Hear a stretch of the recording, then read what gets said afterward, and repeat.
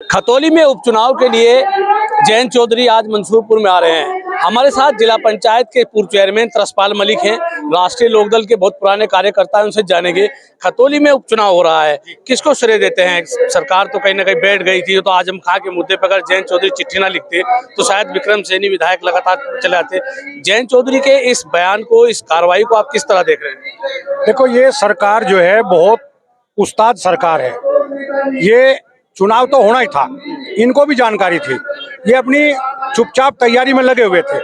लेकिन जयंत चौधरी ऐसे बैठने वाले नेता नहीं है। उन्होंने कानून के जरिए इस बात को उठाया और आज ये चुनाव है, ये चुनाव उन्हीं की देन है। उनके जब उन्होंने बिगुल बजाया तो सरकार को घुटने टेकने पड़े और चुनाव कराना पड़ा जो कानून के तहत है। अभी उपचुनाव में क्या क्या मुद्दे रहने वाले? राष्ट्रीय लोकदल इस सीट पर लड़ेगी, गठबंधन के तहत तय हो चुका है, तो क्या क्या मुद्दे आपके रहेंगे? देखो, गठबंधन तय हो चुका है। मुद्दा, सबसे पहला मुद्दा है किसान। किसान का मुद्दा है, गन्ने का भाव अब तक इन्होंने डिक्लेयर नहीं करा। ये आज इस चुनाव में राष्ट्रीय लोकदल गठबंधन का जो मुद्दा रहेगा वो गन्ने का रेट रहेगा। इससे पहले 5 तारीख से पहले इनको गन्ने का रेट डिक्लेयर करना पड़ेगा। गन्ना भुगतान की भी बात कर रहे हैं, गन्ने के रेट की भी आपने बात की, लेकिन सरकार कहती है हम गन्ना भुगतान तो समय पर कर रहे हैं, वो रिकॉर्ड तोड़ गन्ना भुगतान किया है। इन्होंने जो देश के भाजपा के जो प्रमुख नेता हैं, इन लोगों ने कहा था कि हम जब फैक्ट्री चलेगी उससे पहले पूरा गन्ना भुगतान करेंगे, लेकिन कई फैक्ट्रियां ऐसी हैं जो गन्ना भुगतान नहीं कर पाए।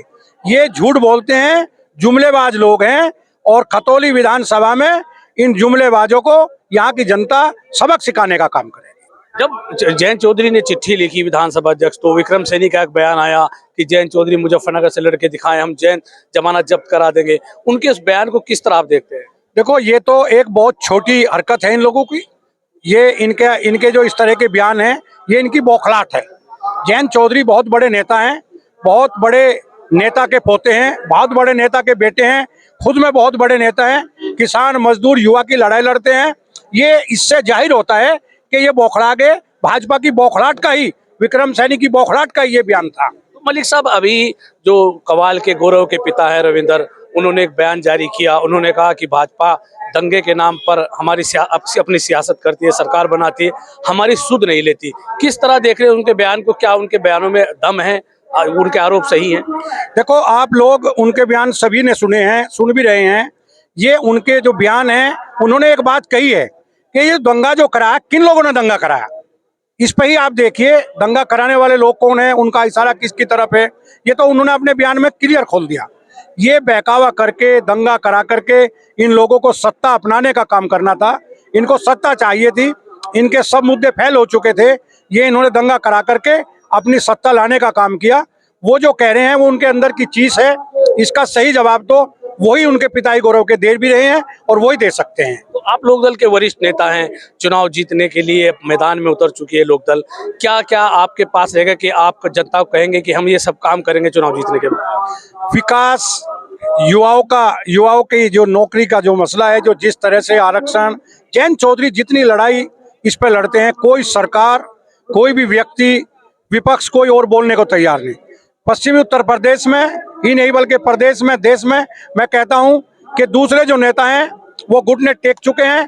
केवल ये गठबंधन ही ऐसा है जो इसको फतेह करने वाला है। आपने लोकदल और समाजवादी पार्टी गठबंधन ने शामिल, आपका जिला है मुजफ्फरनगर में, बीजेपी को बिल्कुल 2 सीटों पर समेट दिया था, तो क्या अब लोकदल एक ही सीट पर बीजेपी को समेटने जा रहा है?